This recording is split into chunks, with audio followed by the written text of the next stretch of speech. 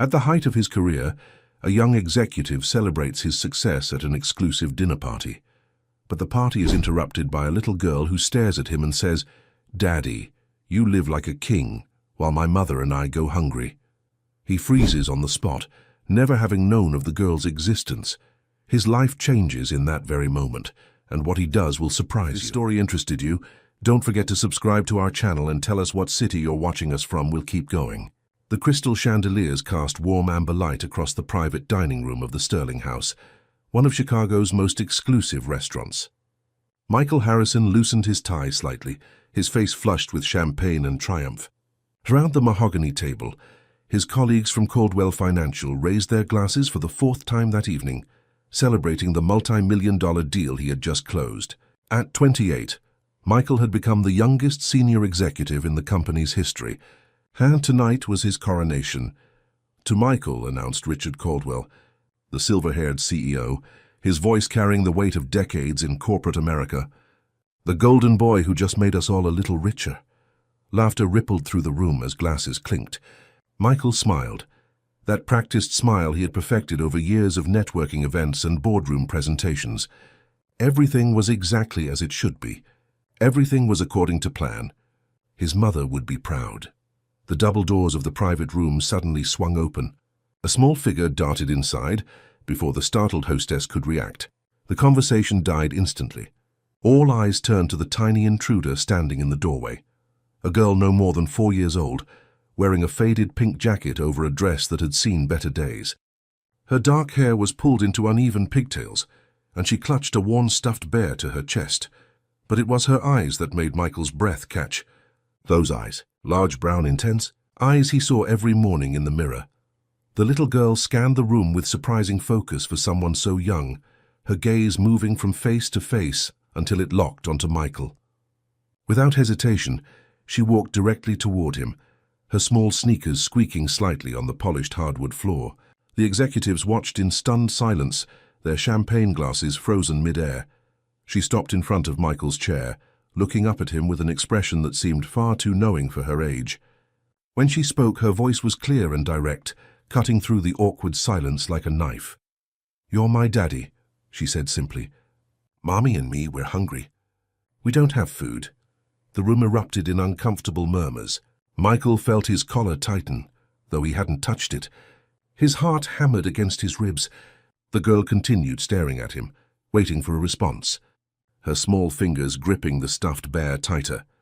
"I think there's been a mistake," Michael managed, though his voice sounded hollow, even to his own ears. "I don't—" "Your name is Michael Harrison," the girl interrupted with the certainty of someone reciting a memorized fact. "Mommy's name is Sarah Mitchell. She showed me your picture in the newspaper.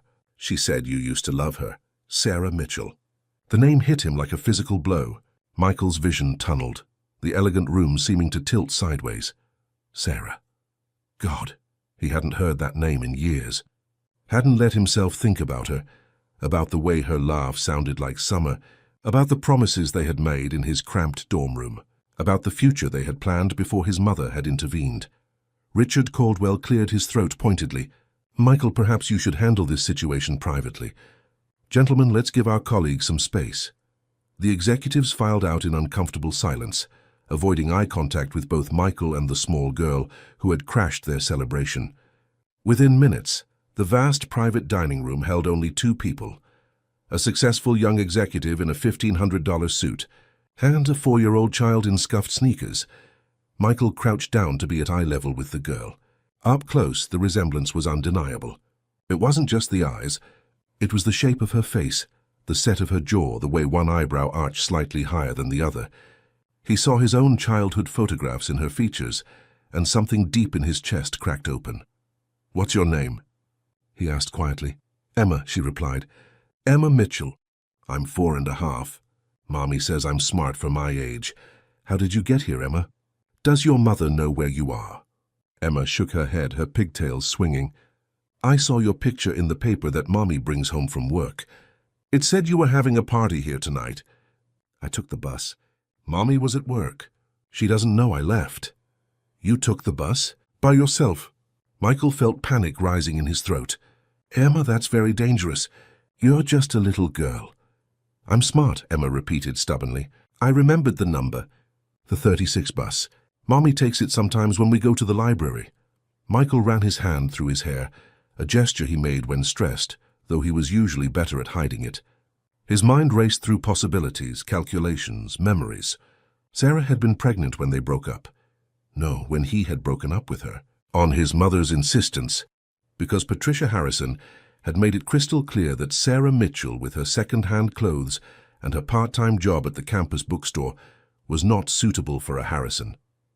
Because his mother had mapped out his entire future, and there was no room in it for a girl from the wrong side of town. He had convinced himself at the time that it was the right decision. The practical decision. Sarah would move on. He would move on. They were young. It wasn't meant to last, but she had been pregnant, and she had never told him. Or had she? The thought made his stomach clench. Had Sarah tried to reach him? Had there been calls he never received? Letters he never saw? His mother had controlled so much of his life back then, managing his schedule, screening his contacts, ensuring nothing interfered with his trajectory toward success. "Are you hungry, Emma?" Michael asked gently. Emma nodded, her brave facade cracking slightly. "I had crackers yesterday. Mommy gives me her food, but she says she already ate. But I don't think she did." Michael felt something twist inside him, sharp and painful. He signaled to a hovering waiter, who had been watching from a discreet distance. "Can you bring us some food, please?" "Whatever's good for a child?" "Pasta, maybe. And some juice." As they waited, Emma climbed into one of the leather chairs, her legs swinging well above the floor. She set her stuffed bear on the table next to her, arranging it carefully so it could see the room. Michael sat beside her, unsure what to say, how to process this impossible situation. "That's Mr. Buttons," Emma explained, patting the bear's head. "Mommy made him for me from old clothes. He keeps the nightmares away." "What kind of nightmares?" Michael heard himself ask. "Sometimes I dream about being cold. Or about Mommy crying. She thinks I'm asleep, but I hear her sometimes." The food arrived, and Michael watched as Emma ate with the desperate focus of someone who wasn't sure when the next meal would come. She tried to be polite, tried to use her napkin properly, but hunger won out over manners. She devoured the pasta, the bread, the fruit that came with it. Michael ordered more, unable to bear the thought of this small person, this child who might be his daughter, going back to whatever situation had driven her to find him. Between bites, Emma talked. She told him about the place where she and her mother lived, though she called it the building with the broken windows.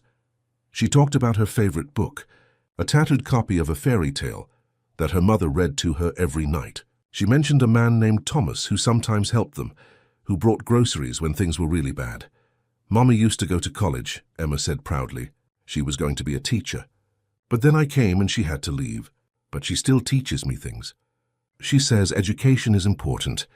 That's why we go to the library every week, even when it's cold." Each word was another weight added to the crushing guilt that was building in Michael's chest. Sarah had given up her dreams. She had raised their child alone in poverty, while he had climbed corporate ladders and celebrated million-dollar deals. And he hadn't known, or had he chosen not to know? The question gnawed at him.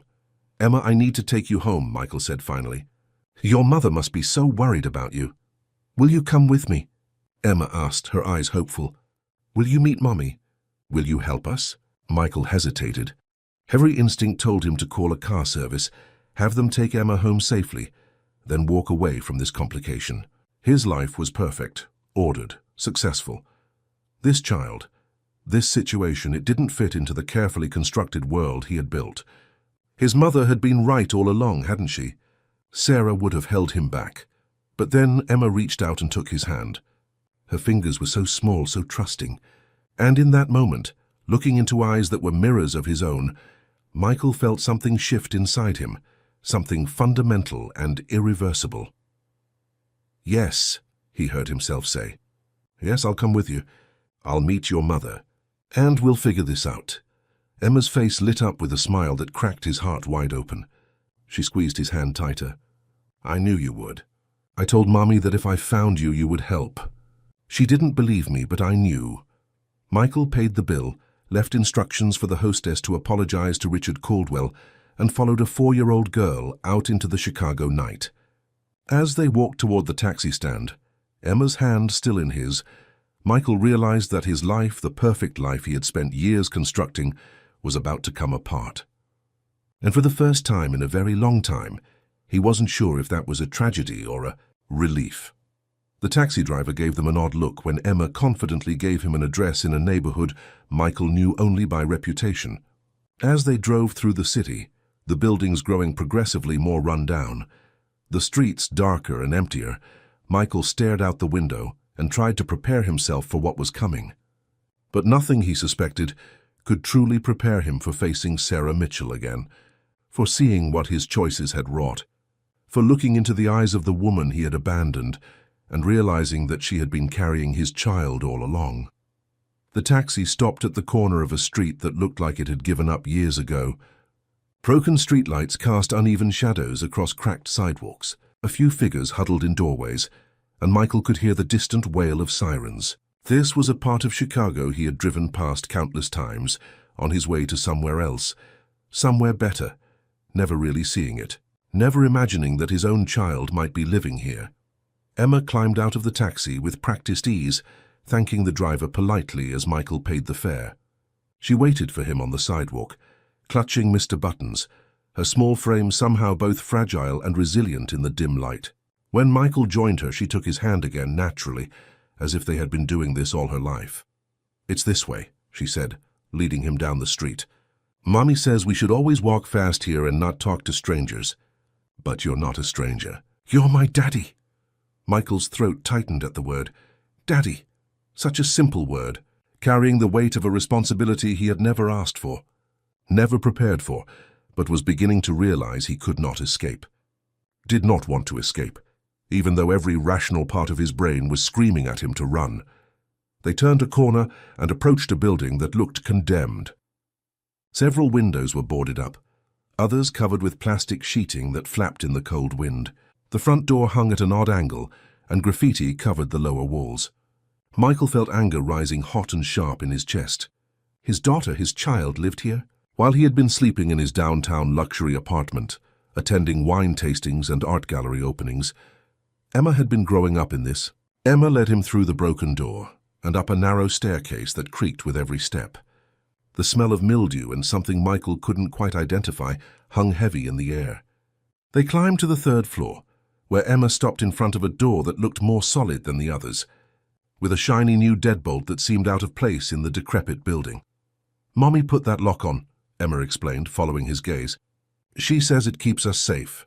She's very smart. She can fix almost anything." Emma produced a key from inside her jacket and unlocked the door. The apartment beyond was a single room, maybe 200 square feet, with a tiny bathroom visible through a partially open door. But what struck Michael immediately was how clean it was. Despite the water stains on the ceiling, despite the windows covered with cardboard and tape, despite the obvious poverty, everything was organized. A mattress on the floor had been made up neatly with a faded quilt. A few books were stacked carefully on an overturned crate.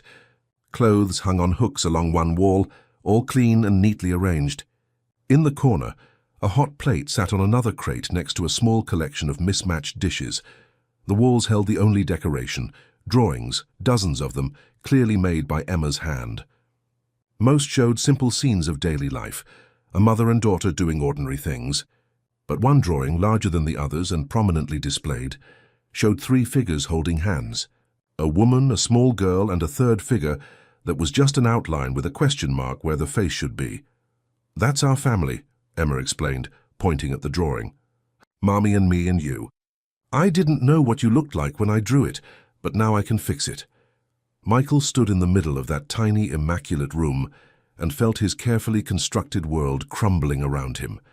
This was where his choices had led. This was what his ambition, his obedience to his mother's plans, his cowardice had wrought. Sarah had been living here, raising their daughter here, while he had been congratulating himself on his success. "Mommy's at work," Emma said, checking a clock on the wall, a cheap digital thing that was nevertheless carefully placed where it could be easily seen. "She works at a place where people who don't have much money can eat. She serves them food. She says it's important work because everyone deserves to eat. She'll be home soon. Emma pulled out 2 cushions from under the mattress and arranged them on the floor. We can sit here and wait. Do you want to draw with me? Mommy and I always draw before bedtime. Michael lowered himself onto one of the cushions, his expensive suit feeling absurd in this setting. Emma handed him a stub of a crayon and a piece of paper that had been used on one side already. She began drawing with intense concentration, her tongue poking out slightly as she worked. What are you drawing? Michael asked, his voice hoarse. You, Emma said matter-of-factly. Now that I know what you look like, I can finish the family picture. What's your favorite color? I'll use that for your shirt. Blue, Michael said automatically. Dark blue. As Emma worked, Michael looked around the room with new eyes, seeing details he had missed before. There were educational posters on the walls, teaching basic math and spelling, a small collection of second-hand children's books, flashcards for learning vocabulary. Despite everything, despite the poverty and struggle, Sarah was teaching Emma, nurturing her mind, giving her the foundation she needed. Mommy used to be in school to be a teacher, Emma said, not looking up from her drawing. She tells me about it sometimes. She learned about how kids learn things. She says I'm going to go to college someday, just like she was going to. She says education is the way to make our lives better. Your mother is right, Michael said quietly. Education is important. Did you go to college? Emma asked. Yes, Northwestern University. I studied business and finance. Is that where you met Mommy? Michael's hands clenched involuntarily. Yes, we were both students there. We were very young. And you were in love, Emma added, still focused on her drawing. Mommy said so. She said you used to read her poetry and take her to see the stars. She doesn't talk about you much, but sometimes when she thinks I'm asleep, I hear her looking at something and crying. I think it's pictures of you. Each word was a knife. Michael had romanticized their breakup over the years, convinced himself that Sarah had moved on easily, that she had understood his decision to prioritize his career. He had never imagined her crying over photographs, mourning what they had lost, what he had thrown away. Emma, Michael began, not sure what he was going to say, but the sound of footsteps on the stairs stopped him.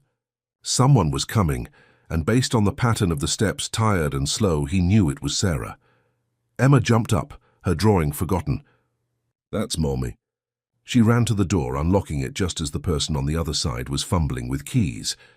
The door opened, and Sarah Mitchell stepped into the room, then froze. For a long moment, nobody moved. Sarah stared at Michael, her face cycling through shock, recognition, fear, and something harder to name. She was older, naturally, but still beautiful in a way that had nothing to do with the expensive maintenance of the women Michael usually encountered. Her dark hair was pulled back in a simple ponytail, and she wore the uniform of a service worker, stained with the evidence of a long shift. Her face was pale, exhausted, but her eyes were the same, intelligent, intense, and in this moment guarded.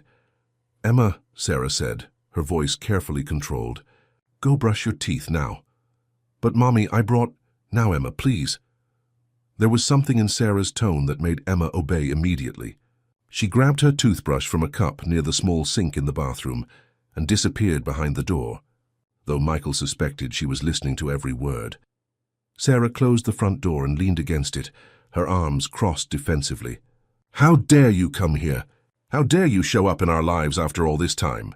Sarah, I didn't know, Michael began. You didn't know? Sarah's laugh was bitter. You didn't know because you didn't want to know. You didn't answer my calls. You returned my letters unopened. You had security escort me off campus when I came to find you. What? Michael stood up, genuine confusion on his face. Sarah, what are you talking about? You never called me. You never wrote. You just disappeared. I called you 23 times in 2 weeks, Sarah said, her voice rising. I sent you 7 letters. I went to your apartment, and the doorman said you'd left instructions not to let me up. I went to the business school and your mother was there, and she told me that you had made your choice, that I needed to accept it and move on with my life. My mother? The pieces were falling into place, a terrible picture emerging. My mother spoke to you. She did more than speak to me. She offered me money, $10,000 to go away and never contact you again. She said you had a future, a destiny, and I was just a distraction from the wrong side of the tracks.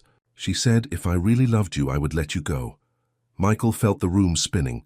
His mother, Patricia Harrison, with her meticulous plans and her absolute certainty about what was best for him. She had done this. She had intercepted Sarah's attempts to reach him. She had lied to both of them. And she had never told him, never hinted that Sarah had tried to contact him, that there had been letters and calls and desperate attempts to reach him. I didn't take the money, Sarah continued, her voice breaking slightly. I told her that you deserved to know you were going to be a father. She looked me in the eye and said that you already knew, that you just didn't want the baby or me. She said you had asked her to handle it to make me go away. That's not true, Michael said, his voice rough with emotion. Sarah, I swear to you that's not true. I didn't know about the baby. I didn't know you tried to reach me. My mother, she controlled everything back then. My phone, my mail, my schedule. I thought you had just moved on. I thought I had made the right choice, the mature choice. The right choice? Sarah's eyes flashed with anger. The right choice would have been to be a man, to face your responsibilities, to not let your mother run your entire life. I was 19 years old, pregnant and alone. I had to drop out of school. I lost my scholarship.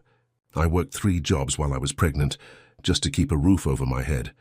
And you were at business school parties, probably not thinking about me at all.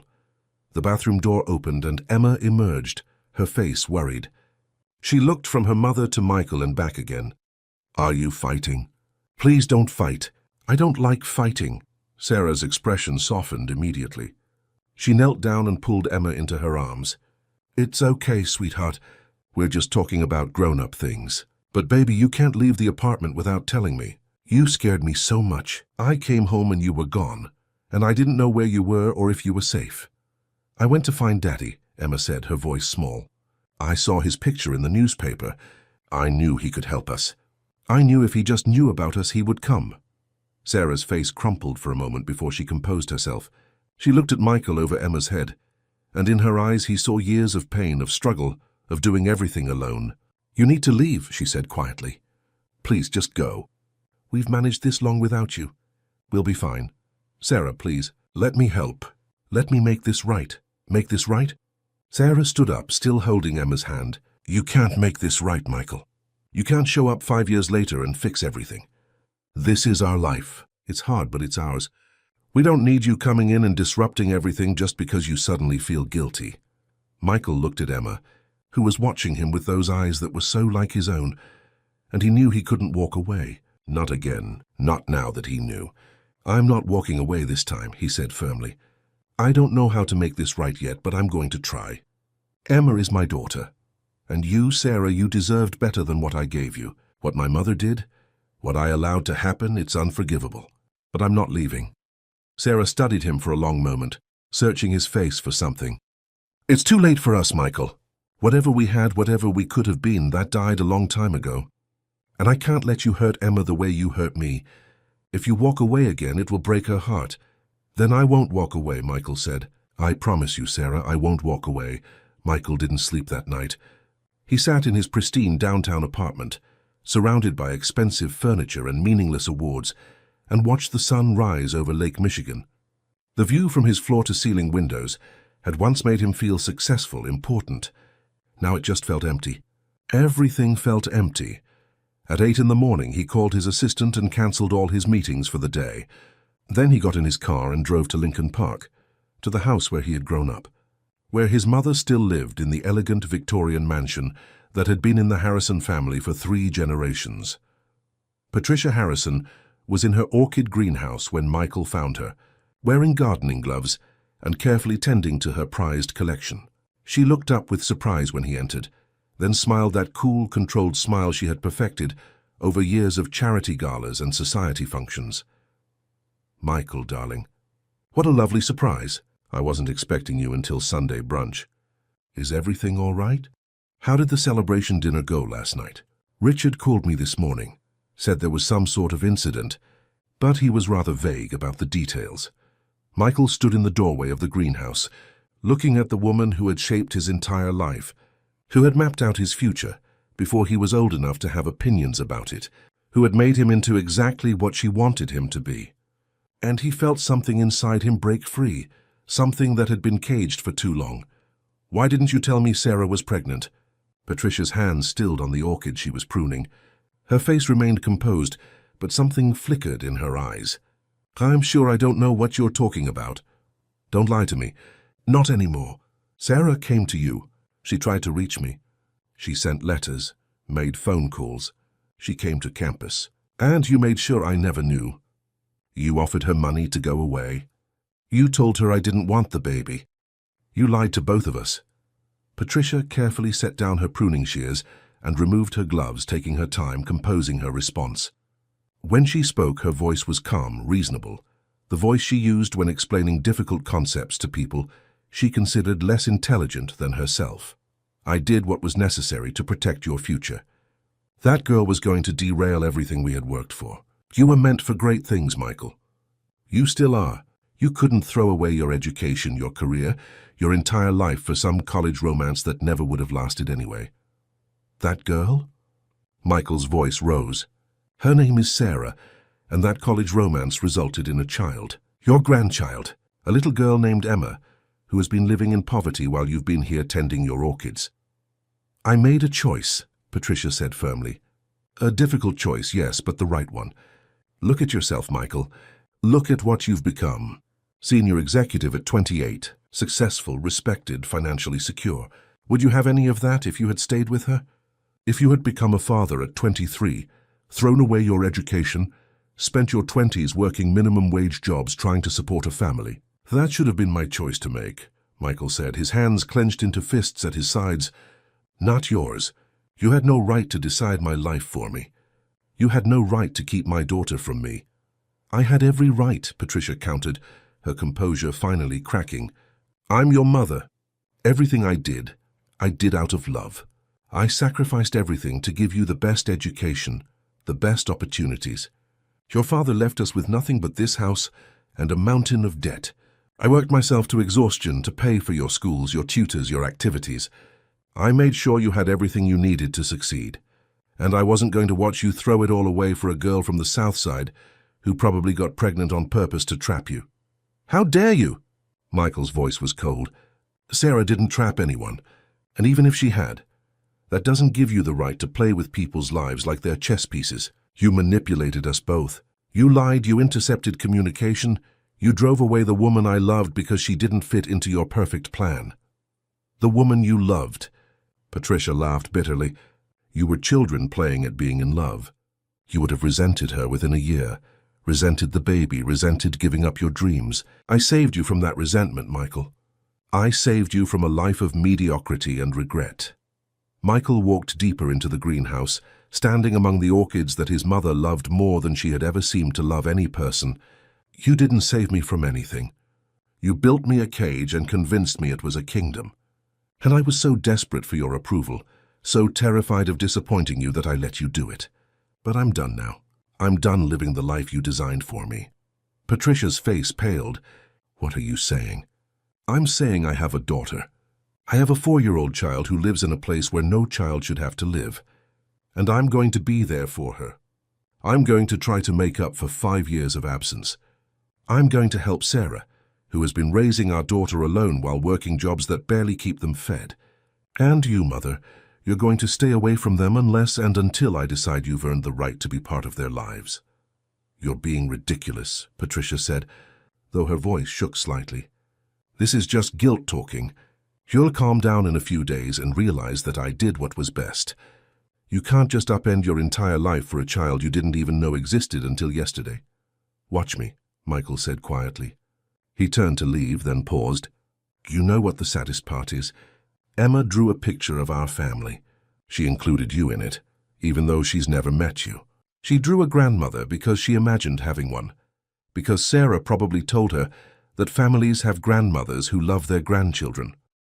But you don't even want to know her, do you? She doesn't fit into your perfect world either.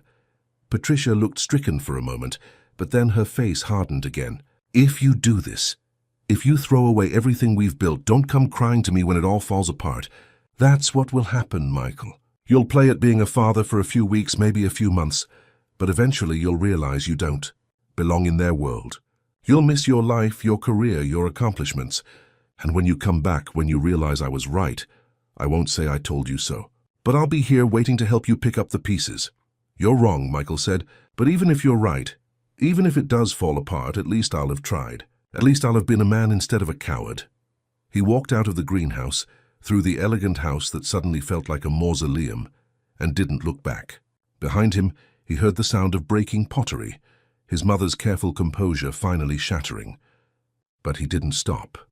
He couldn't stop. Not anymore. The next few days passed in a blur. Michael went to work but couldn't focus. Numbers swam on spreadsheets. Meetings became endless drones of meaningless words. His colleagues noticed, whispered in corners, exchanged concerned glances. Richard Caldwell called him into his office and asked with studied casualness if everything was all right at home. Michael said yes, knowing it was a lie, knowing his home had never felt more wrong. He called Sarah, but she didn't answer. He sent texts that went unreturned. Finally, desperate, he went back to that building with the broken windows, climbed those creaking stairs, and knocked on the door with the new deadbolt. Sarah answered, her face tired and wary. "I can't do this with you here all the time," she said before he could speak. "Emma is getting attached. She talks about you constantly. She drew a new picture where you're smiling. If you're going to leave, if this is just temporary, you need to tell me now so I can protect her." "I'm not leaving," Michael said. "I know I haven't given you any reason to trust me, but I meant what I said. I want to be part of Emma's life. I want to help." "Help how?" Sarah's voice was sharp with skepticism. "You're going to show up here once a week, play the hero for an hour, then go back to your penthouse. That's not help, Michael. That's making yourself feel better about abandoning us in the first place." "Then tell me what help looks like," Michael said. "Tell me what you need." "What Emma needs." "I'll do it." Sarah studied him for a long moment, then sighed.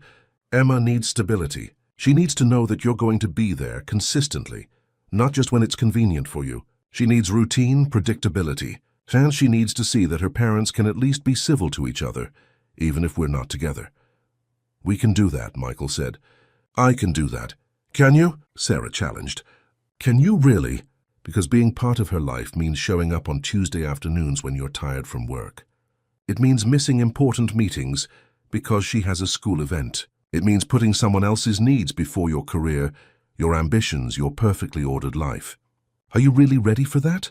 Michael thought about the greenhouse, about his mother's orchids arranged in precise rows. He thought about his apartment, sterile and silent. He thought about the celebration dinner he had been so proud of, the $1 million deal that now seemed hollow. And he thought about Emma's drawing, the father figure with a question mark for a face that she wanted so desperately to fill in. "I don't know if I'm ready," Michael admitted, "but I want to try. Please, Sarah, let me try." Sarah's expression softened slightly. "She has a school presentation next Friday. 2 in the afternoon. She's talking about her family. If you're serious about this, be there. Don't make excuses. Don't send a gift or a card instead. Be there."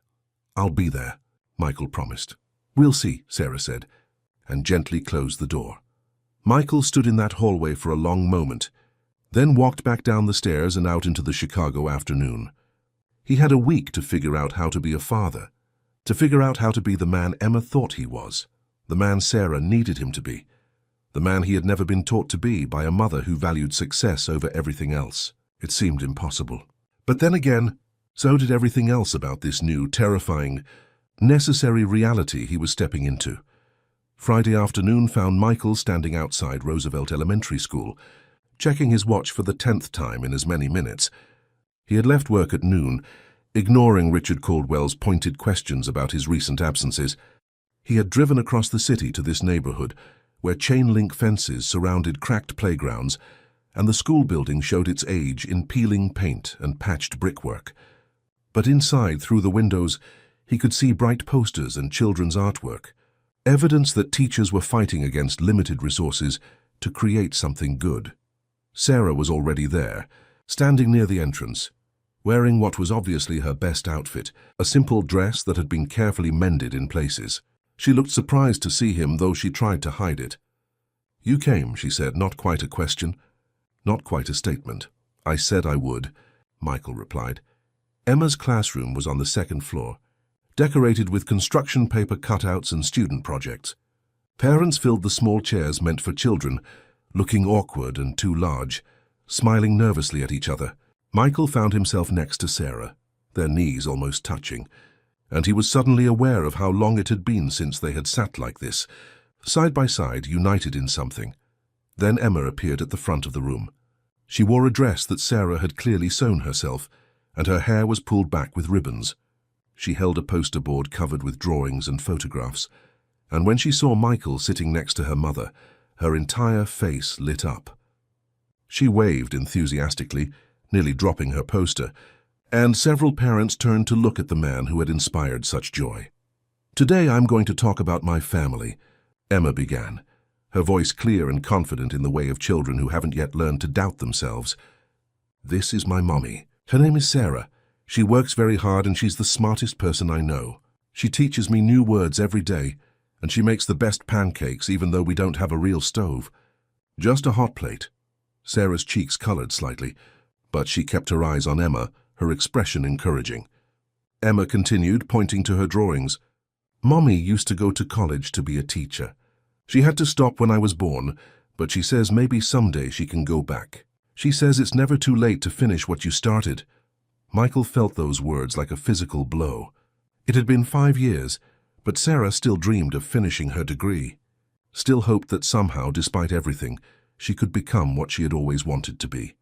"And this is my daddy," Emma continued, pointing to a new drawing, clearly done in the last week. The figure now had a face, Michael's face rendered in crayon with the loving inaccuracy of a 4-year-old's hand. "His name is Michael. I just met him, but he's very nice.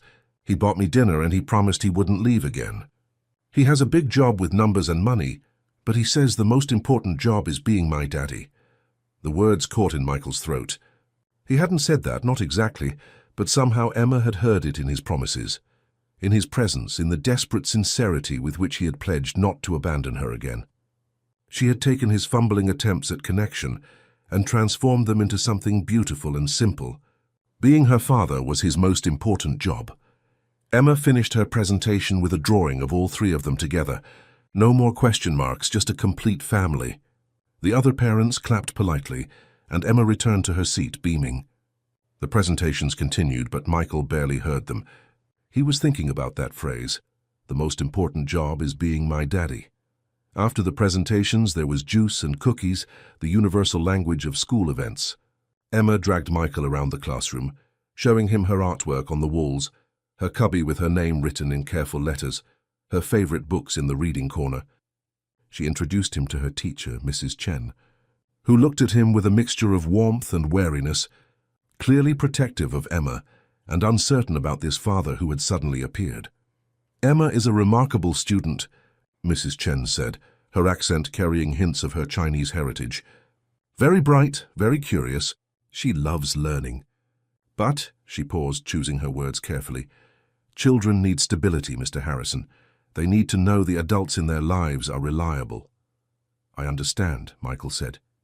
"I'm going to be reliable." Mrs. Chen nodded slowly. "I hope so.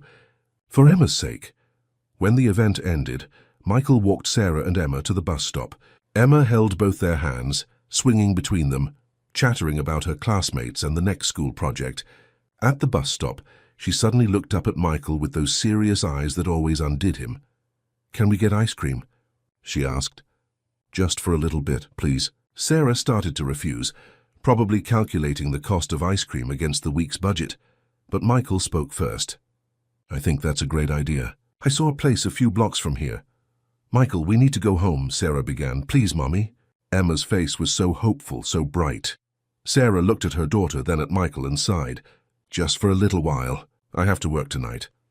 The ice cream shop was a small local place, nothing fancy, but Emma approached the display case like it held treasures. She studied each flavor intensely, asking the patient teenager behind the counter questions about toppings and mix-ins. Finally, she chose vanilla with rainbow sprinkles, then looked worried. "Is that okay? It's not too expensive?" "You can have whatever you want," Michael said, his heart breaking at the fact that a 4-year-old had to worry about the cost of ice cream. They sat at a small table, Emma working on her cone with careful precision, trying not to let any drip. Sarah had declined to order anything for herself, But Michael had bought her a cup anyway, remembering that she used to love mint chocolate chip. She didn't refuse it, which felt like a small victory. "Did you really mean what Emma said?" Sarah asked quietly, while Emma was distracted by a display of candy. "That being her father is your most important job." Michael met her eyes. "I'm starting to understand that it should be. I've spent my whole life thinking success meant titles and money and my mother's approval. But watching Emma up there today, talking about her family with so much pride, I realized I've been measuring success wrong this whole time." "That sounds nice," Sarah said, but her tone was guarded. "But words are easy, Michael. It's the follow-through that's hard. It's showing up when you're tired. It's being there when it's inconvenient. It's choosing her over everything else that seems important." "I know I have to prove it," Michael said. "I know words aren't enough. But I'm going to be there, Sarah, whatever it takes." Emma returned to the table, her face sticky with ice cream. "Can Daddy come home with us?" Sarah stiffened. "Emma, we talked about this. Daddy has his own home. But why can't he live with us? Families live together, don't they?" It was such a simple question, cutting to the heart of everything. Sarah looked at Michael, something complicated in her expression. Pain maybe, or regret, or just exhaustion with the whole situation. "Sometimes families live in different places," Sarah explained gently. "But that doesn't mean they're not a family. Right, Michael?" Michael nodded, though the answer felt inadequate. "That's right. But I'm going to visit a lot. As much as your mom says is okay." Emma seemed to accept this, though she looked disappointed. They finished their ice cream, and Michael walked them back to the bus stop. As they waited, Emma leaned against his leg, and he found his hand automatically going to her hair, smoothing it gently. Such a small gesture, but it felt monumental. His daughter. His child. This small person who trusted him, despite having every reason not to. The bus arrived, and Emma hugged him before climbing aboard. "Will you come again soon?" she asked. "Very soon," Michael promised. "Maybe we can go to the park tomorrow, if your mom says it's okay." Emma looked at Sarah hopefully. Sarah hesitated, then nodded. "Tomorrow afternoon. 3 o'clock at Palmer Park. Don't be late." As the bus pulled away, Emma waved from the window until they turned the corner. Michael stood there long after it disappeared, feeling the ghost of her small weight against his leg, the trust in her eyes, the responsibility settling on his shoulders like a physical thing. He went home to his apartment, but it felt wrong now. Too quiet, too empty, too much a monument to a life that seemed increasingly meaningless. He looked at his awards on the wall, his expensive furniture, his view of the lake. And he thought about that tiny room where Sarah and Emma lived, with its makeshift curtains and second-hand books and drawings on the walls. Which place, he wondered, was really the impoverished one? That night he did something he hadn't done in years. He pulled out an old box from the back of his closet, the one box his mother hadn't been allowed to touch when he moved into this apartment. Inside were photographs from college, from the brief bright time when he had been young and in love and thought the future was infinite. There he was with Sarah at a campus protest, both of them laughing. There they were studying in the library, her head on his shoulder. There they were at a concert, his arm around her waist, both of them looking at the camera like they knew something the rest of the world didn't. He had thrown this away, all of it, because his mother had convinced him it was the right thing to do, the mature thing, the successful thing. And maybe in some ways she had been right. He had succeeded. He had money and prestige and everything that was supposed to matter. But looking at these photographs, remembering how it felt to love someone with that kind of certainty, he realized he had lost something far more valuable than anything he had gained.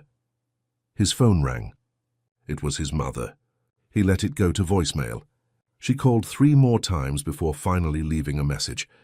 Her voice was controlled, measured with just a hint of steel beneath the polite words. "Michael, darling, I think we should talk. I understand you're upset with me, and perhaps I could have handled things differently. But this obsession with this girl and her child isn't healthy. You're jeopardizing your career, your reputation, everything we've worked for. Call me. We need to discuss this rationally." Michael deleted the message without listening to it all the way through. There was nothing to discuss. He had spent his entire life being rational, being practical, doing what made sense on paper. And where had it gotten him?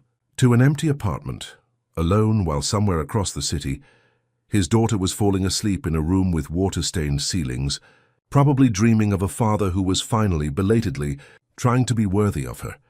The following weeks transformed Michael's life in ways he couldn't have imagined.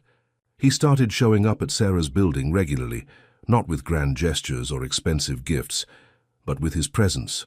He brought groceries that he pretended were on sale, though Sarah eyed him skeptically. He fixed the leaking sink that had been dripping for months. He sat on the floor with Emma and read books until his voice went hoarse, making different voices for each character until she giggled so hard she couldn't breathe. At work, his performance began to slip. He missed deadlines. He left meetings early. He turned down a major project that would have required travel to New York. Richard Caldwell called him in again, and this time the conversation was less friendly, more concerned. "Michael, I'm going to be direct with you," Richard said, leaning back in his leather chair. "You're one of the most talented young executives I've ever worked with. But lately you're somewhere else. Your mind isn't here. Is there something going on we should discuss?" Michael thought about lying, about making excuses, about being the person everyone expected him to be. But he was tired of pretending. "I recently found out I have a daughter. I'm trying to be present in her life." Richard's eyebrows rose. "I see. That's certainly a significant development." He was quiet for a moment, then spoke more gently. "Michael, being a father is important. But so is providing for your family. You need to find balance. You can't let one completely overtake the other." "I'm trying," Michael said, "but I have 5 years to make up for. 5 years when I wasn't there, when I didn't even know she existed. I can't get that time back, but I can be there now." "At the expense of your career?" Richard asked. "Think carefully about this, Michael. These opportunities won't wait for you to figure out your personal life. The business world moves fast." Michael left that meeting knowing he was at a crossroads. He could keep trying to balance everything and failing at both. Or he could make a choice, a real choice about what mattered most. The problem was, he had spent his whole life being told what should matter. He wasn't sure he knew how to decide for himself, but Emma made the decision easier. He picked her up from school one afternoon, another ordinary moment that felt extraordinary to him, and she told him about a nightmare she'd had. "I dreamed that the walls fell down," she said, holding his hand tightly as they walked. "And there was rain coming in and Mommy was crying and I couldn't make it stop." Michael's heart constricted. Emma's nightmares were about the very real precariousness of her living situation, about walls that could literally fall down, about rain that came through the ceiling, about her mother's tears. What kind of father was he if he let his child live with that kind of fear? That night he started looking at houses. Not apartments, houses, with yards and multiple bedrooms and solid roofs that didn't leak. He looked in neighborhoods that were safe, but not too far from Emma's school, places where a child could play outside without fear. He looked at properties that cost a fraction of what his downtown apartment had cost, but would be palaces compared to that single room with the water-stained ceiling. He found one 3 days later.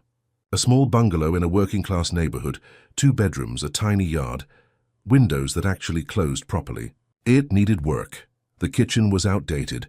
The bathroom tile was from the 1970s, but it was solid, safe, real. He made an offer that same day.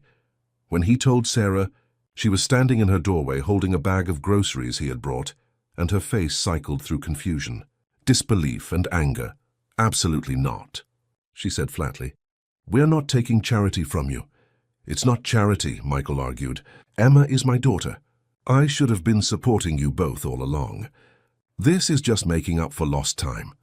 "No," Sarah repeated firmly. "I have raised Emma for 5 years without your help. We've been fine. We don't need you to swoop in and rescue us." "Sarah, please. I'm not trying to rescue you. I'm trying to give Emma a safe place to live. A place where she doesn't have nightmares about the walls falling down. A place where you don't have to worry about broken windows and failing heat. This isn't about us. It's about her."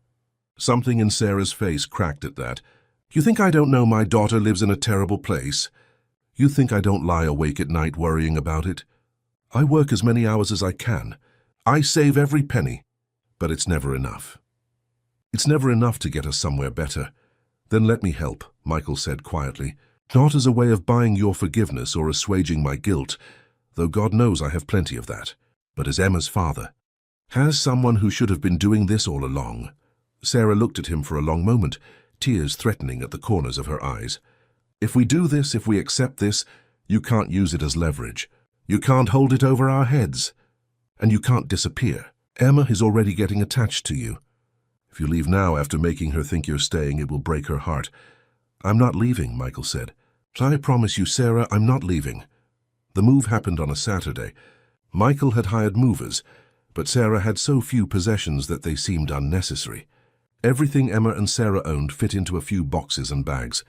The furniture, what little there was, they left behind. Michael had already furnished the new house with simple, practical pieces. Nothing fancy, but everything functional and new.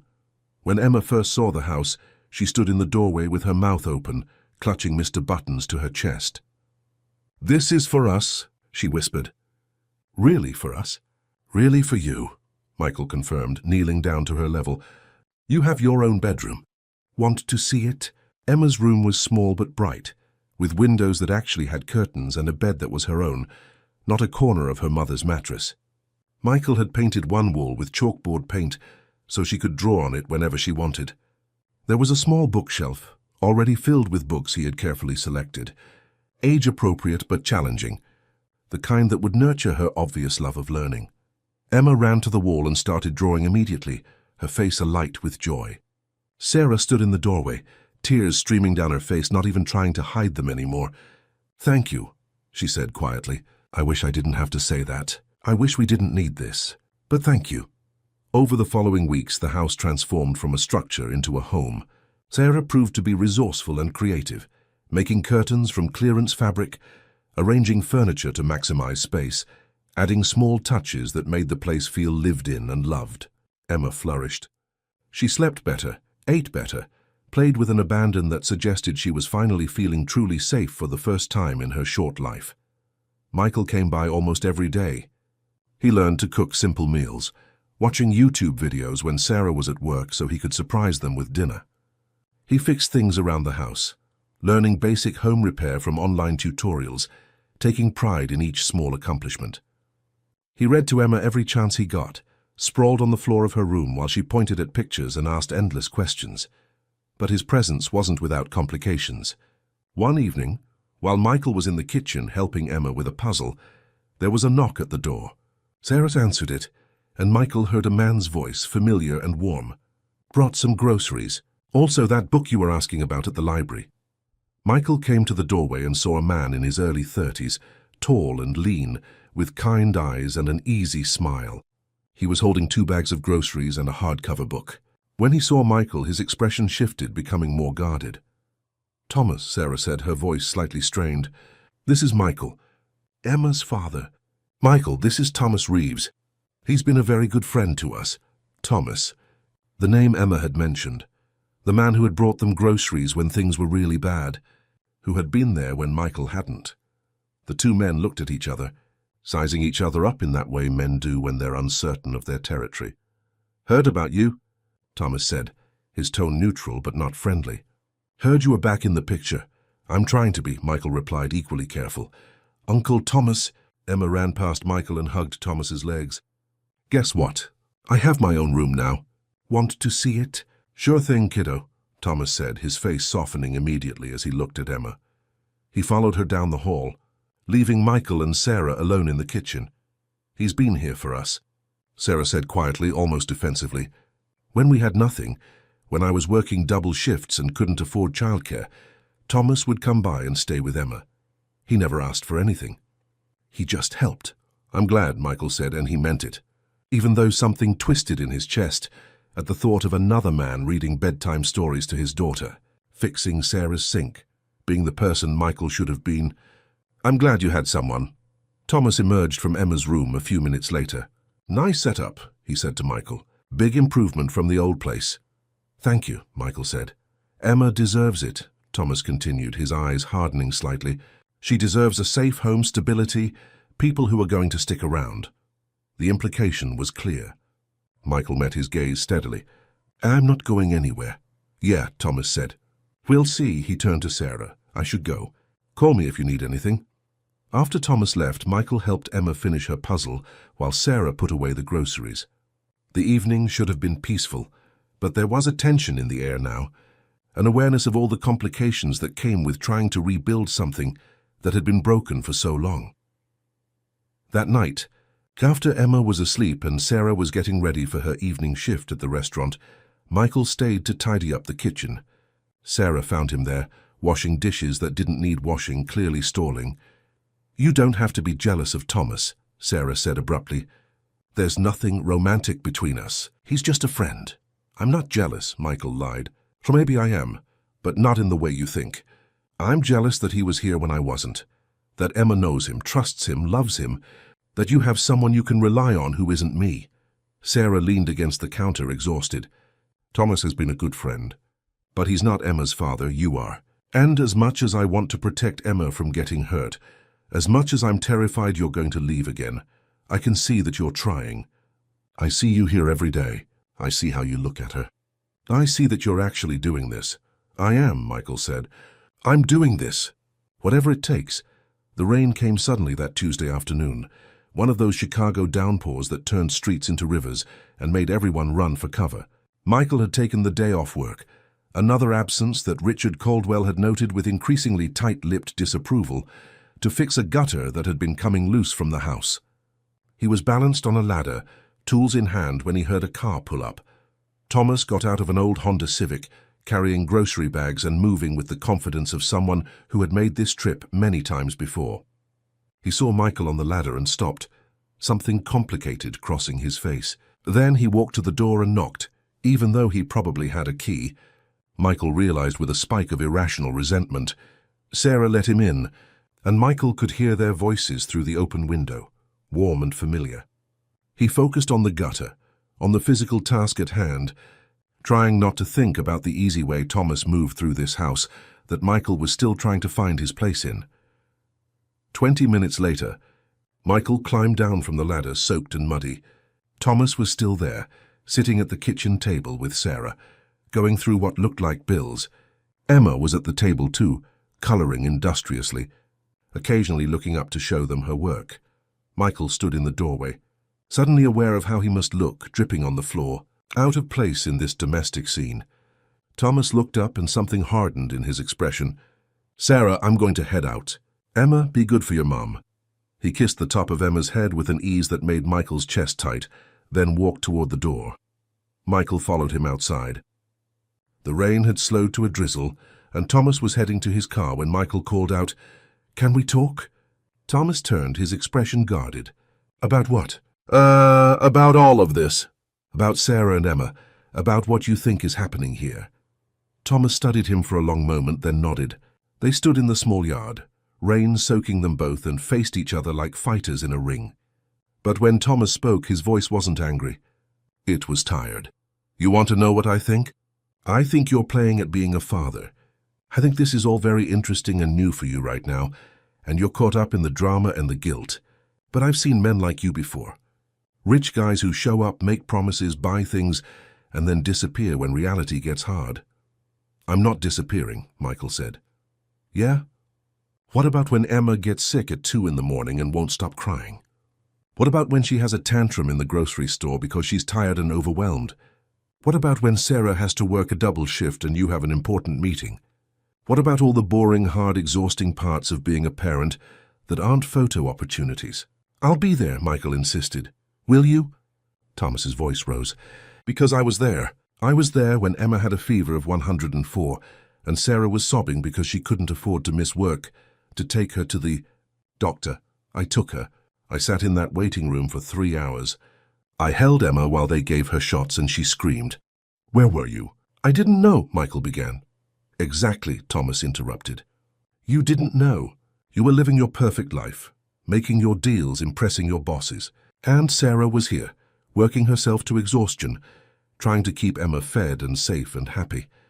And when it got really bad, when she couldn't do it alone, I was here. Not because I wanted something from her, not because I felt guilty, but because they needed help and I could give it." "I know," Michael said quietly. "I know I wasn't there. I know I can't change that, but I'm here now. I'm trying." "Trying isn't enough," Thomas said harshly. Emma isn't a project you can succeed at. She's a little girl who needs a father who's going to be there for her, consistently, even when it's inconvenient, even when it means giving up things you want. Can you do that? Michael thought about his apartment, gathering dust because he barely went there anymore. He thought about the projects he had turned down, the meetings he had missed, the disappointed phone calls from his mother that he no longer answered. He thought about the life he had built so carefully over years and how it was all crumbling because he was choosing to be here instead. "I'm already doing that," Michael said.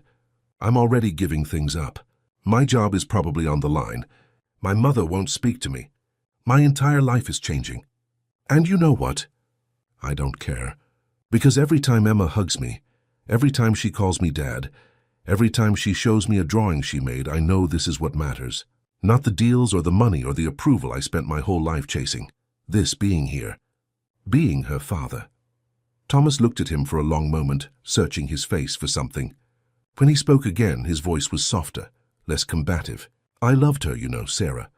Not in the way she loved you, not with that history and that intensity, but I cared about her. I wanted to be there for her. And she was always clear that she wasn't interested, that there was still someone else in her heart. You, the guy who left her pregnant and alone. I couldn't understand it. I couldn't understand how she could still love someone who had hurt her so badly." Michael felt those words like blows. "She doesn't love me." "Not anymore. How could she?" "That's something you should ask her, not me," Thomas said. "But what I'm telling you is that I've watched her struggle for 5 years. I've seen her cry. I've seen her work herself sick. I've seen her give Emma everything and keep nothing for herself. And if you hurt her again, if you hurt that little girl, I don't care how rich you are or how important your family is. I will make sure you regret it." It wasn't a threat so much as a promise, stated calmly, matter-of-factly. Michael respected it. "Fair enough," he said. "Aditot, but I'm not going to hurt them. I'm going to be here. I'm going to keep being here." Thomas nodded slowly.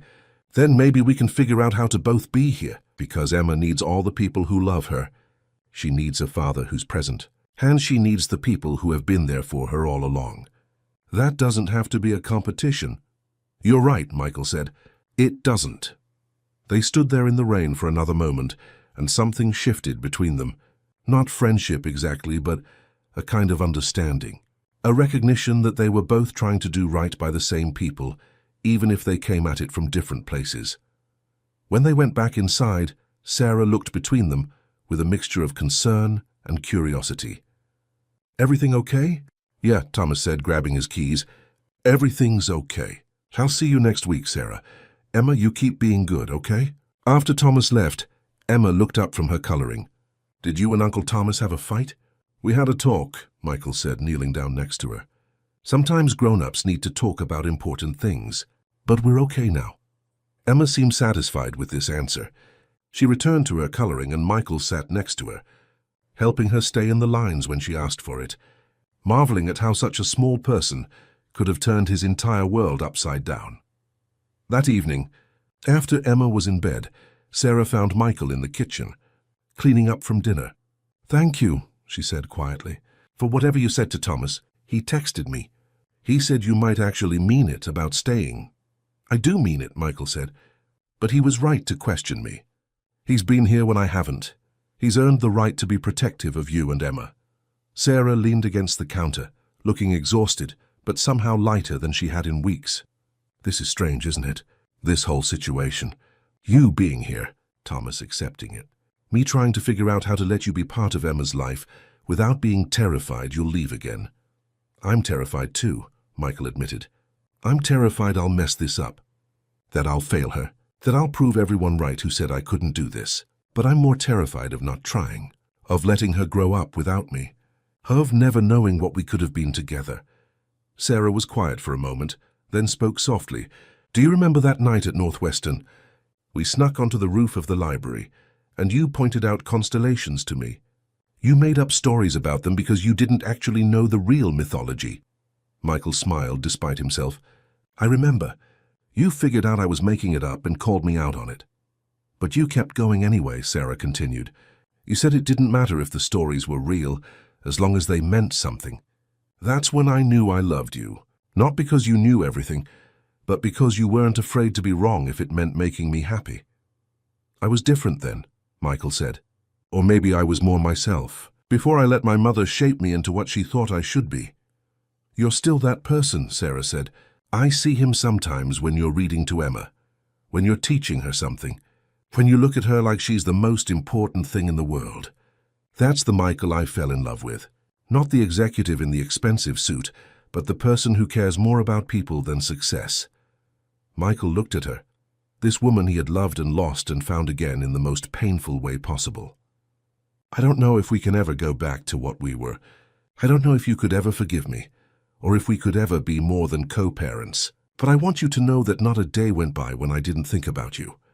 I convinced myself I had made the right choice, that I had moved on, but you were always there in the back of my mind. The one that got away. Except you didn't get away. I pushed you away. Michael, Sarah began, but he held up his hand. I'm not asking for anything. I'm not expecting anything. I just needed you to know that losing you was the biggest mistake of my life. And finding out about Emma, as terrible as the circumstances were, it feels like a second chance. Not to fix what I broke between us, but to be the person I should have been all along. Sarah's eyes were bright with unshed tears. I hated you for so long. I hated you with everything I had.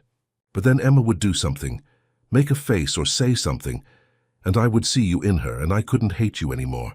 I had to find a way to forgive you, if not for your sake, then for hers, because she deserves better than to grow up in the shadow of her parents' pain. She does deserve better, Michael agreed. She deserves everything, and I'm going to spend the rest of my life trying to give it to her. They stood there in the quiet kitchen, the ghosts of their past between them, and for the first time since Michael had reappeared in her life, Sarah looked at him without guards up, without walls between them. It wasn't forgiveness, not yet.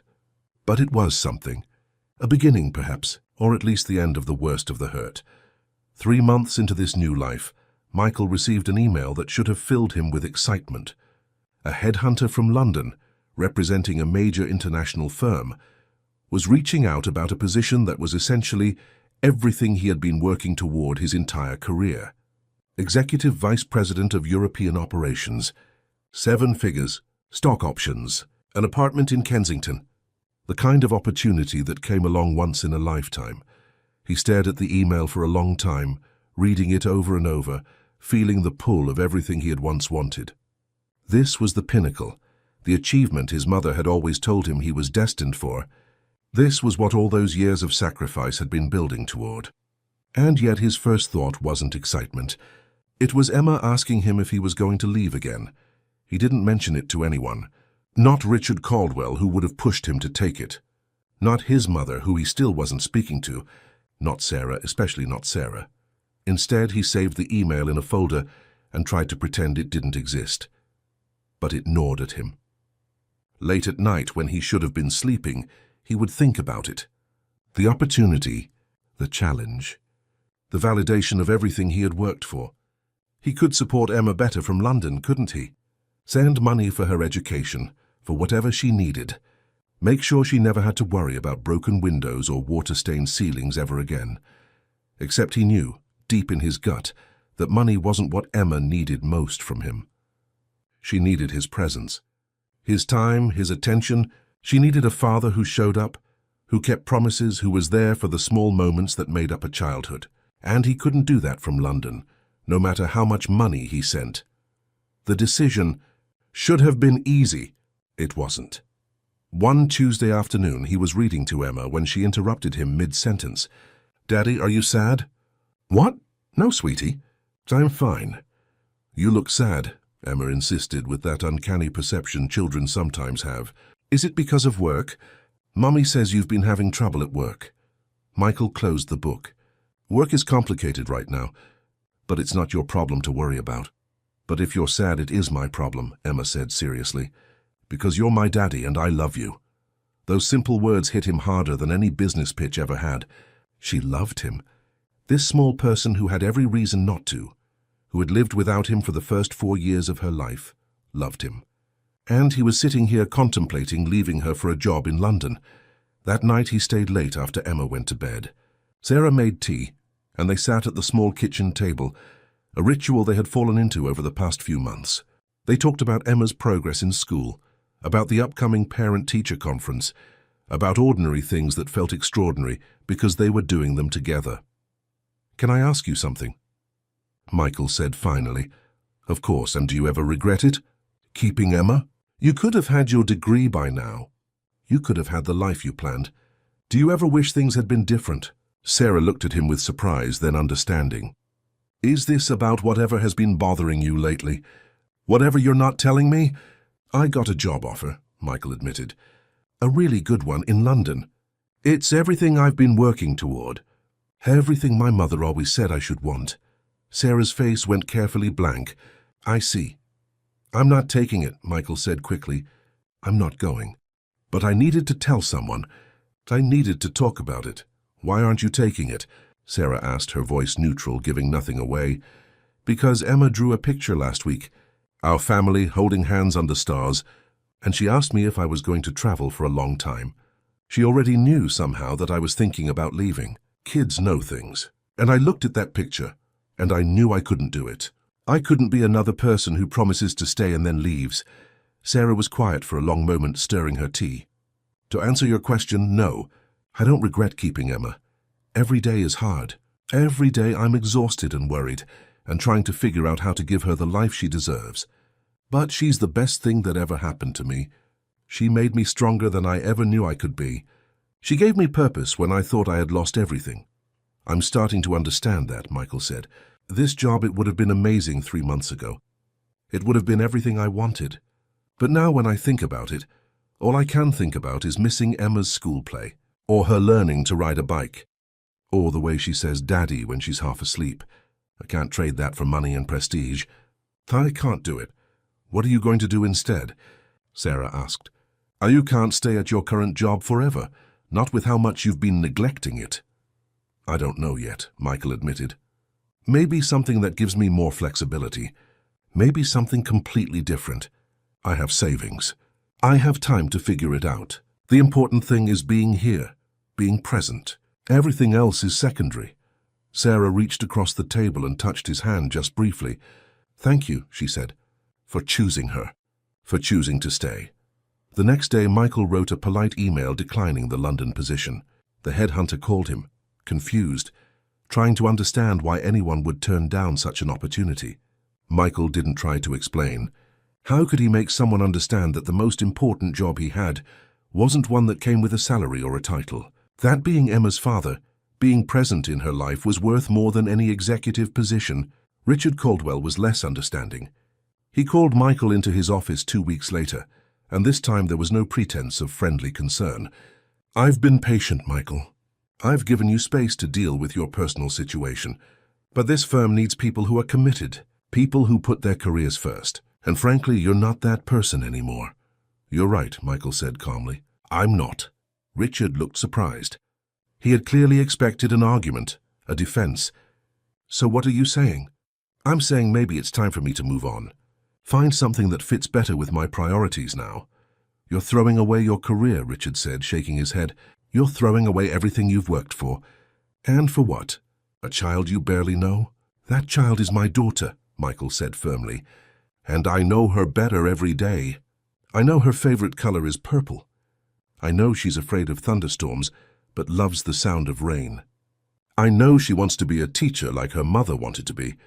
I know she draws when she's worried and sings when she's happy. And you're right, I am throwing away my career. This career anyway. But I'm not throwing away what matters." He cleaned out his office that afternoon. His colleagues watched with a mixture of confusion and pity. The golden boy who had fallen from grace. The executive who had thrown it all away for some kid. Michael didn't try to explain to them either. He just packed his awards and his personal items into a box and walked out of the building without looking back. That evening, he showed up at Sarah's house earlier than usual. Emma ran to him as soon as he came through the door. "Daddy, you're early. Can we go to the park?" "Absolutely," Michael said, scooping her up. "But first I have something to tell you and your mum." They sat together in the living room, Emma on Michael's lap, Sarah watching with concern. "I left my job today," Michael said. "It wasn't making me happy anymore, and it was taking time away from you. So I'm going to find something else, something that lets me be here more." Emma looked worried. "But don't you need money? Mommy says people need jobs to have money." "I have some money saved," Michael assured her, "and I'll find another job eventually. But it's going to be different. Something that lets me take you to school sometimes.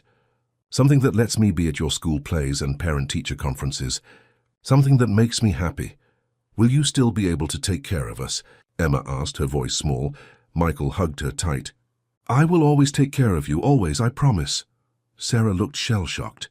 "Michael, you didn't have to do that. We're managing. You don't have to sacrifice your entire career for us." "It's not a sacrifice," Michael said. "It's a choice, the first real choice I've made for myself in years. And I choose this. I choose being here. I choose being her father over everything else." That night after Emma was asleep, Michael sat in her room watching her breathe, this small miracle who had turned his entire world upside down. He thought about the email in his inbox, the job offer he had declined. He thought about his empty office, his former life packed into a cardboard box. He thought about everything he had given up, and he felt nothing but relief, because Emma was here safe and warm and loved, because he was here where he belonged, where he had always belonged if only he had been brave enough to choose it. Because sometimes the best decision wasn't the practical one, or the successful one, or the one everyone expected. Sometimes the best decision was simply to stay, to be present, to choose love over achievement, family over career, the small hand in yours over the corner office and the 7-figure salary. In her sleep, Emma shifted and murmured something that sounded like, "Daddy, stay." And Michael whispered back, "I'm staying. I'm always staying." He pulled the drawing from his pocket, the one Emma had made weeks ago of their family holding hands under stars. He had been carrying it with him, looking at it whenever he doubted his choices. Now he smoothed it out and pinned it to her wall, right next to all her other drawings. This was his life now. Not board meetings and stock options and his mother's approval, but this room, this child, this family, they were carefully, painfully, hopefully building together. And it was enough. More than enough. It was everything. The letter arrived on a grey November morning, delivered by courier with Patricia Harrison's distinctive stationery. Sarah found it on the doorstep and brought it to Michael, who was making pancakes with Emma, teaching her to flip them without making a mess. He looked at the envelope and felt his stomach tighten. "What is it?"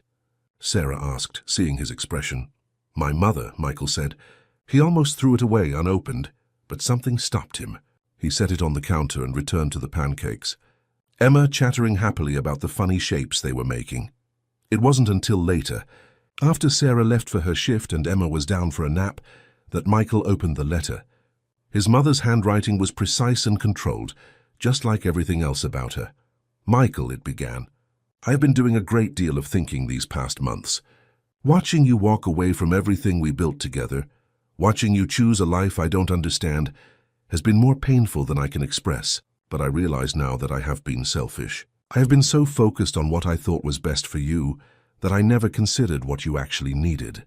I know you won't believe this, but I only ever wanted you to be happy. I thought success would make you happy. I thought achievement and status and financial security would give you the life you deserved. I was wrong. I can see that now. I have a granddaughter I have never met, a little girl who shares my son's eyes, and apparently his stubborn determination. I would very much like to meet her if you'll allow it. Not to interfere or to judge, but simply to know her. To be part of her life, if there's still room for a foolish old woman who made terrible mistakes out of love. I'm sorry, Michael. For everything. For controlling your life. For driving Sarah away. For keeping you from your daughter. I can't undo what I've done, but I would like the chance to do better. Your mother, Patricia." Michael read the letter 3 times, trying to detect manipulation, trying to find the angle. But all he found was something that sounded like genuine remorse. His mother, who never apologized, who never admitted being wrong, was asking for forgiveness. He showed the letter to Sarah that evening. She read it carefully, her expression unreadable. "What do you think?" she asked finally. "I don't know," Michael admitted. "Part of me wants to tell her it's too late, that she doesn't get to come into Emma's life now after everything she did. But another part of me thinks Emma deserves to know her grandmother. That everyone deserves a second chance. Even people who hurt us? Sarah asked quietly. Maybe especially them, Michael said. If we can't forgive, if we can't move forward, we're just trapped in the past forever. Sarah was quiet for a long moment. It's your decision. She's your mother. But if you let her meet Emma, she needs to understand the rules. She doesn't get to undermine us. She doesn't get to try to control our lives. And if she hurts Emma even once, she's done. 2 weeks later, Patricia Harrison came to visit.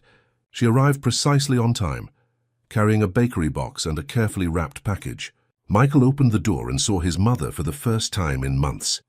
She looked older somehow, more fragile, though she was dressed as impeccably as ever. "Hello, Michael," she said softly. "Hello, Mother." They looked at each other for a moment, years of hurt and anger and complicated love between them. Then Emma appeared behind Michael, curious about their visitor. Patricia's face transformed when she saw her granddaughter. Something softened, something broke open. "You must be Emma," Patricia said, kneeling down with some difficulty, mindful of her expensive skirt. Emma nodded, suddenly shy, pressing against Michael's leg. "Are you my grandmother?" "I am," Patricia said, her voice catching. "I'm so sorry it took me so long to come see you." "That's okay," Emma said with a child's easy forgiveness. "Daddy says sometimes grown-ups make mistakes, but they can still be sorry." Patricia's eyes filled with tears, and Michael realized he had never seen his mother cry before. Not when his father left. Not at his graduations. Not ever. "Your daddy is very wise," Patricia managed. "And you look just like him when he was your age." She opened the bakery box, revealing a carefully decorated cake. "I wasn't sure what kind you liked, so I got chocolate. Is that all right?" Emma's eyes went wide. "I love chocolate. Can we have some now?" Sarah, who had been watching from the doorway with arms crossed, softened slightly at Emma's excitement. "After dinner," she said. "But you can say thank you to your grandmother." "Thank you, Grandma," Emma said, then looked at Patricia uncertainly. "Is that what I should call you?" "You can call me whatever feels right," Patricia said. "Grandma is perfect." They had an awkward dinner, everyone trying too hard to be normal. But Emma, oblivious to the undercurrents of tension, chatted away, telling Patricia about school and her friends and the book she was reading. Patricia listened with an attention Michael had never seen her give anyone, asking questions, genuinely interested. After dinner, while Emma showed Patricia her room and her drawings, Michael and Sarah cleaned up in the kitchen. "She seems sincere," Sarah admitted reluctantly. "But I'm still watching her." "Me too," Michael agreed. "But maybe she really has changed. Maybe losing me made her realize what matters." Over the following weeks, Patricia became a tentative but growing presence in their lives. She came for visits, always bringing something thoughtful but not ostentatious. Books for Emma, groceries that Sarah actually needed. Her approach was careful, respectful, asking permission rather than assuming. She offered to give Emma piano lessons, something she had taught Michael when he was young. And Sarah agreed after some consideration.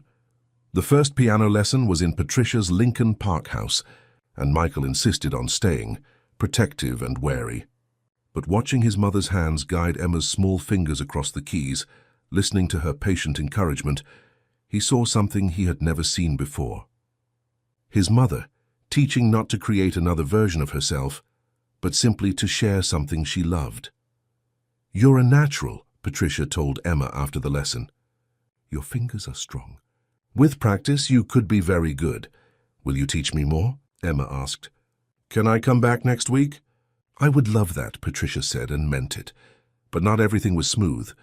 There were moments when Patricia's old habits emerged, when she made suggestions about Emma's education that sounded more like demands, when she implied that Sarah should be doing things differently. Each time, Michael or Sarah would gently but firmly push back, reminding her of the boundaries they had set. And to everyone's surprise, Patricia would apologize, adjust, try harder. "I'm learning," she told Michael one afternoon when Emma was practicing scales in the next room. "I spent so long thinking I knew what was best for everyone. But watching Emma, watching how happy she is, how loved, I realized that I was measuring success all wrong.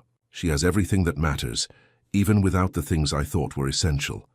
She has people who love her," Michael said. "That's what matters. And a grandmother who is trying to be worthy of her," Patricia added quietly. "Thank you for giving me this chance, Michael. I know I don't deserve it.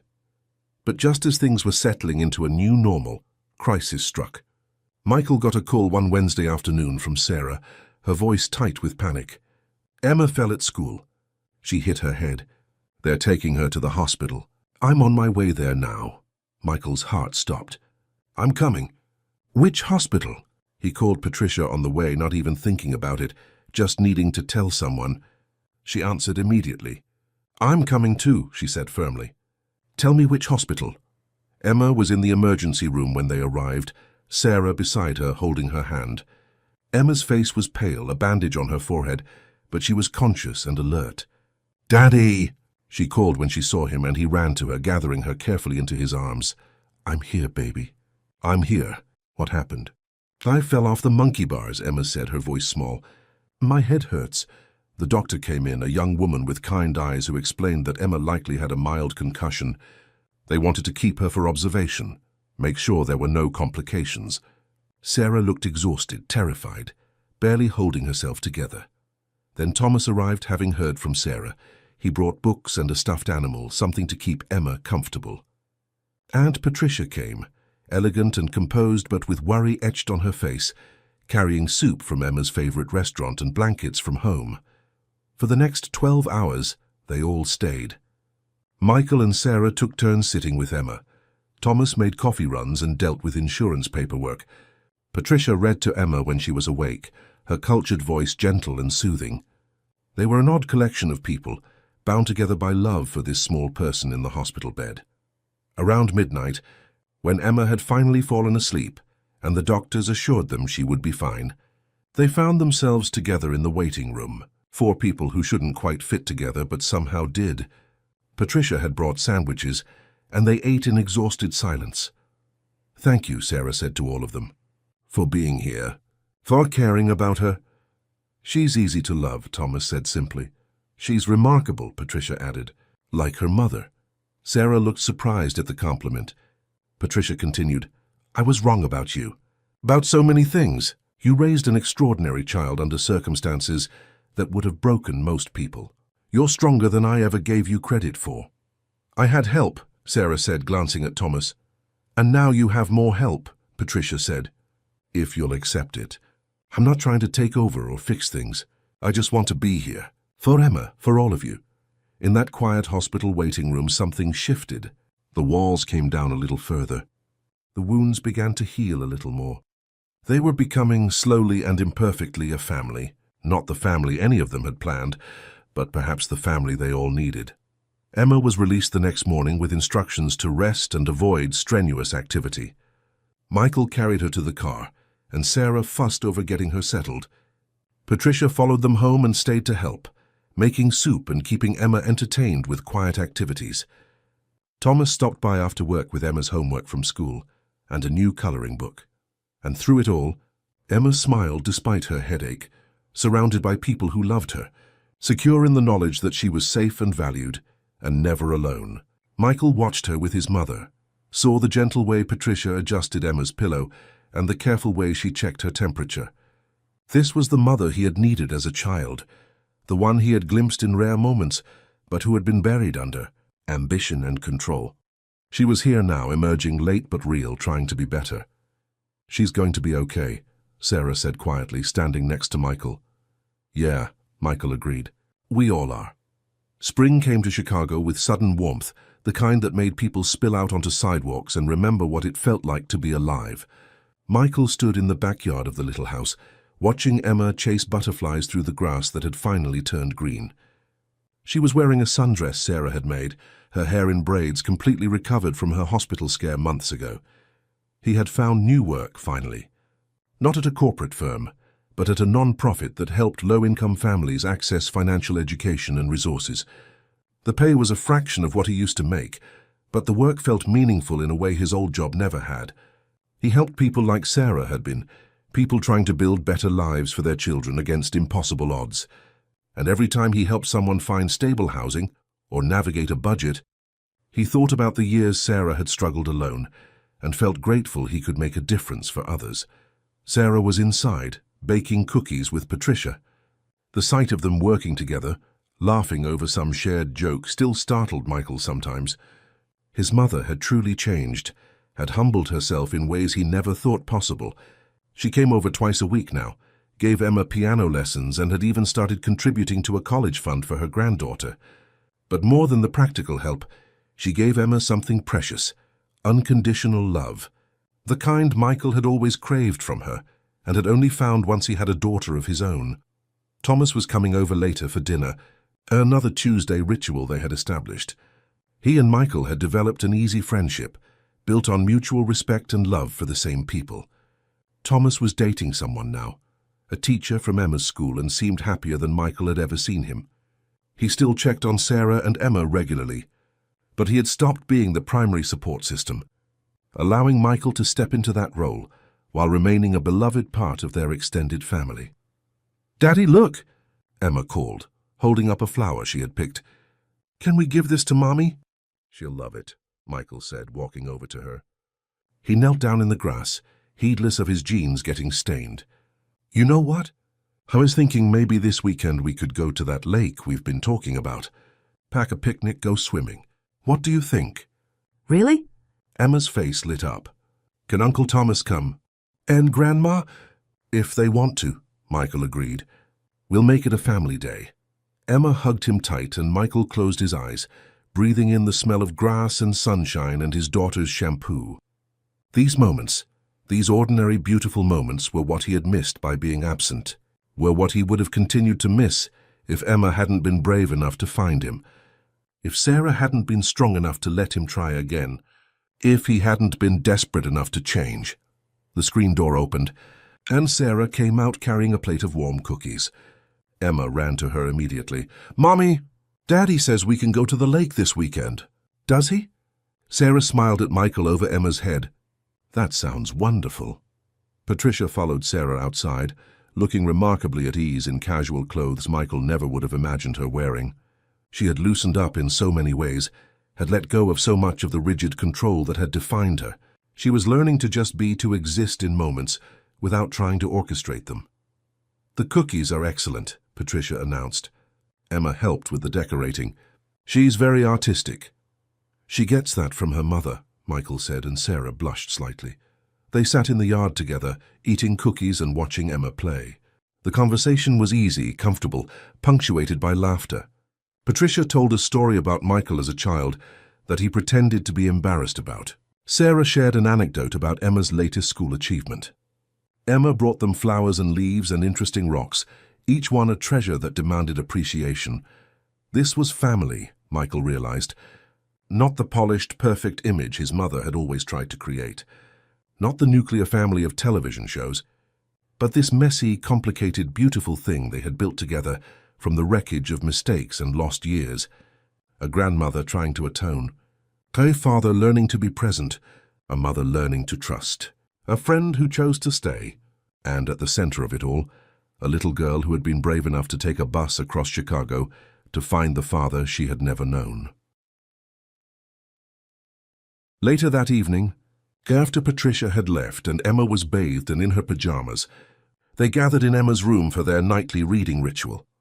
But tonight was special. Tonight, Sarah was going to read the last chapter of the book they had been working through for weeks, a story about a family that finds each other against all odds.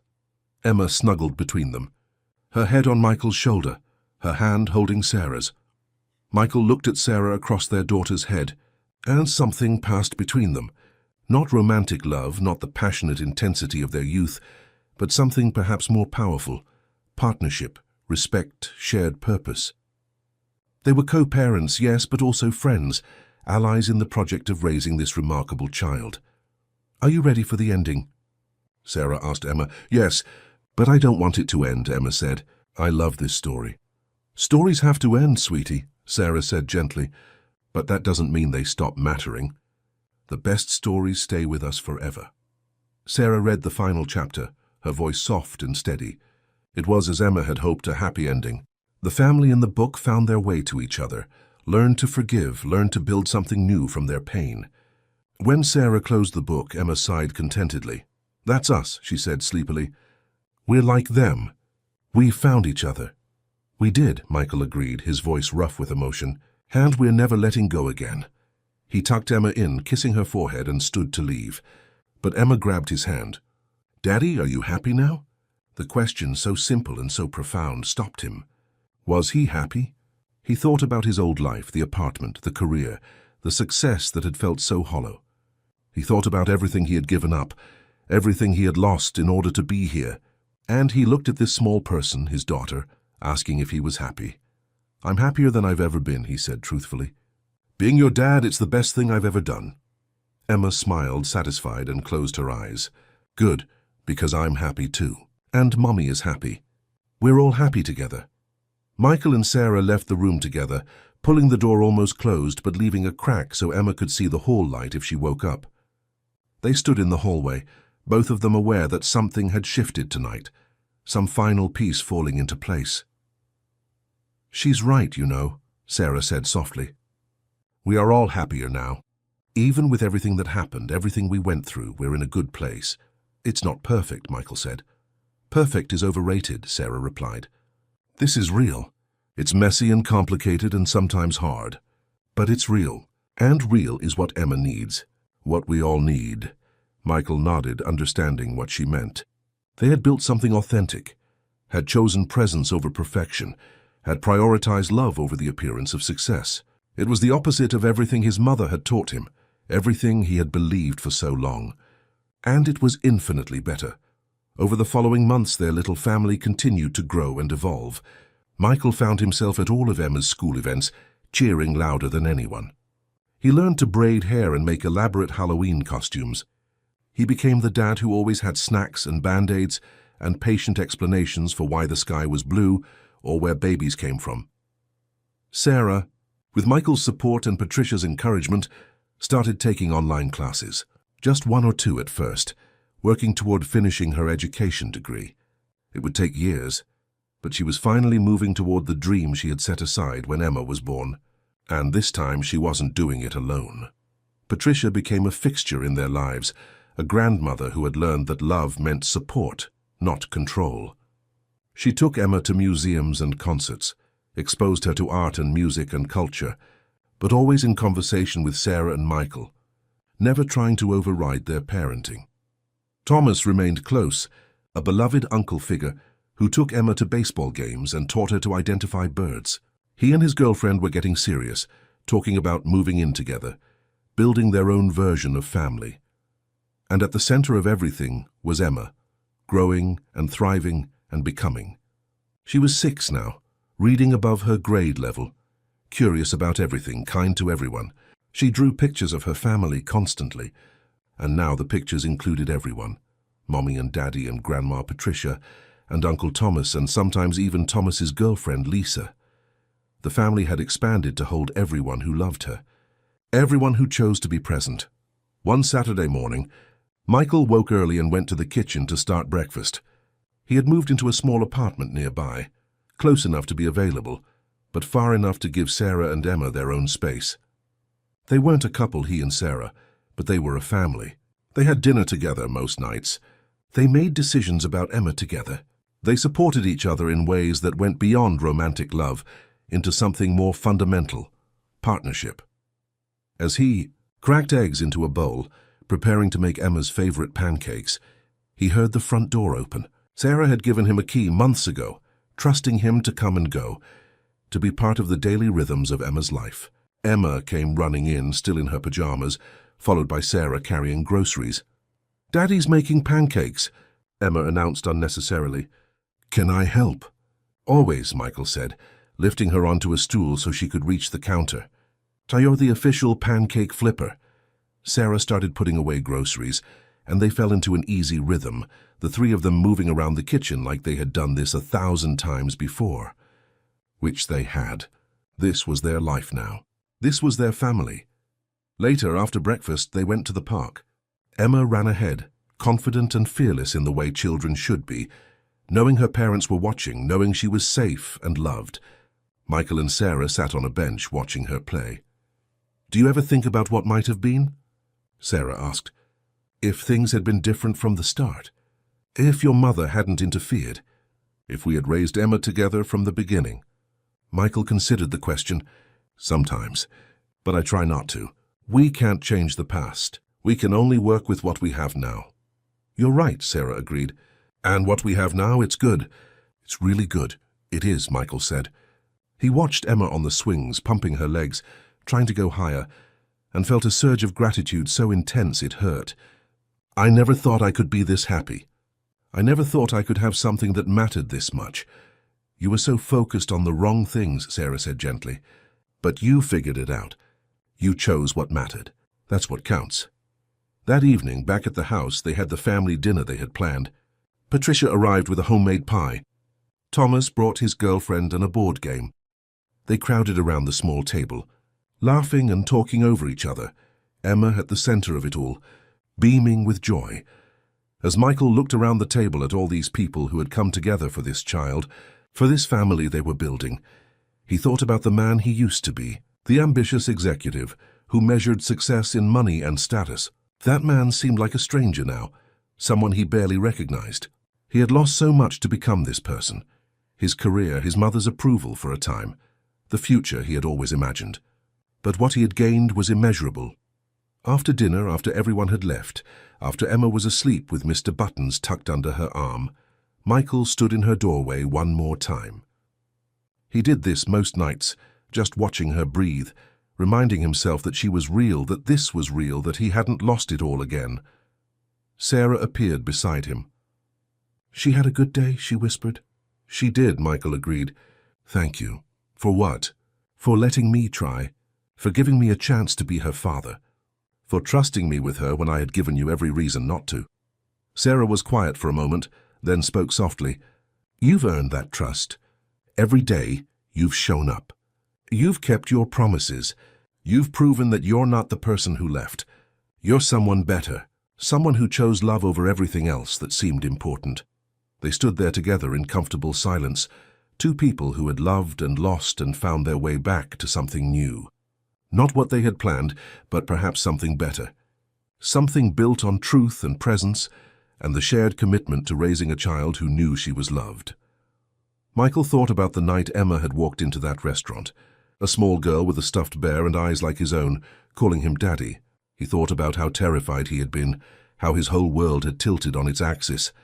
He thought about all the choices he had made since then, all the things he had given up, all the ways his life had changed. And he wouldn't trade a single moment of it. Not for the corner office, not for the $1,000,000 deals, not for his mother's original approval, or the life he had thought he wanted. Because this small house with the yard, and the second-hand furniture and the drawings on the walls, this was what success actually looked like. Not the hollow achievements he had been taught to value, but the real, messy, beautiful work of being present, of loving without conditions, of showing up day after day and choosing what mattered. Emma stirred in her sleep, murmuring something that sounded like "love you," and Michael felt his heart expand with so much feeling he thought it might burst. This was his life now. Not the one he had planned, but the one he had chosen. And it was enough. More than enough. It was everything.